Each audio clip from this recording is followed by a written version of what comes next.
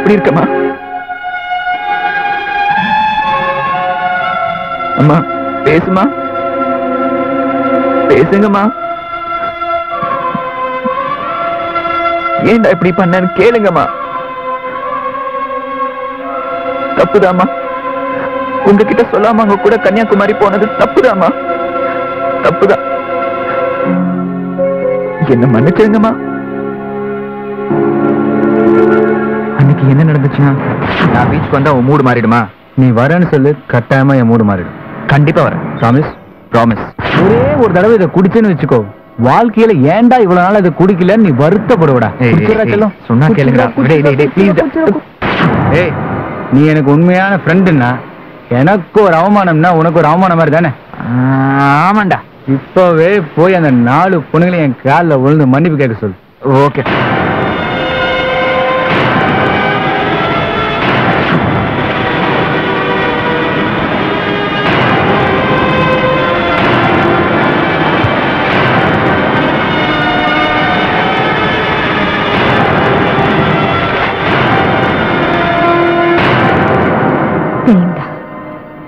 நிச்சயமா இந்த கொடுமையை நீ செஞ்சிருக்க மாட்டேன்.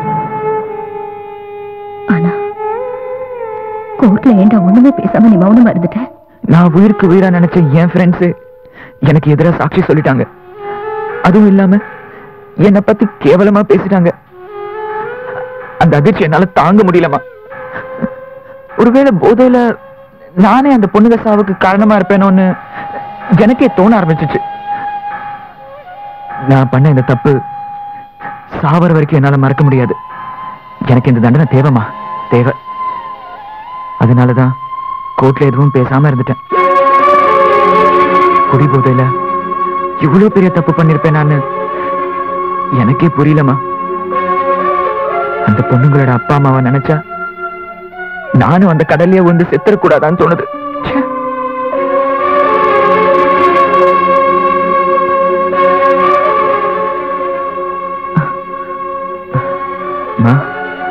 மாமாவை பாத்தீங்களா?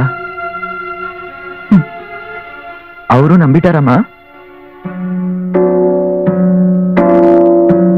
அப்போ விஜி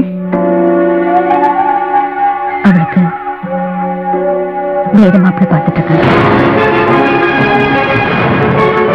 நான் ஒரு தூக்கு தண்டனை கைதி. அவங்க செய்யறதும் சரிதானேமா? Time over, time over. கிளம்புங்க, கிளம்புங்க, கிளம்புங்க. கவலைப்படாத, கடவுள் காப்பாற்றுவார்.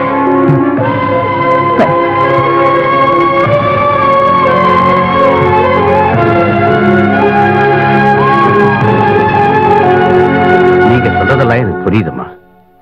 கோர்ட்ல உங்க பையன் தான் அத்தனை பேருக்கு முன்னாடி நான் தான் தப்பு செஞ்சேன்னு ஒத்துக்கிட்டாரு. அதனாலதான் தூக்கு தண்டனை கிடைச்சிருக்கு. மேல்கோர்ட்ல அப்ளை பண்ணிருக்கோம், பாப்போம். அவனை தூக்கு தண்டனையிலிருந்து காப்பாத்தி தண்டனையை குறைக்க முடியுமா?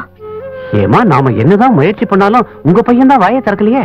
அட்லீஸ்ட் நமக்காவது கோஆபரேஷன் பண்ணிருக்கலாம் இல்லையா? எதுவுமே பண்ணலையேம்மா. ஒண்ணு பண்ணலாம்.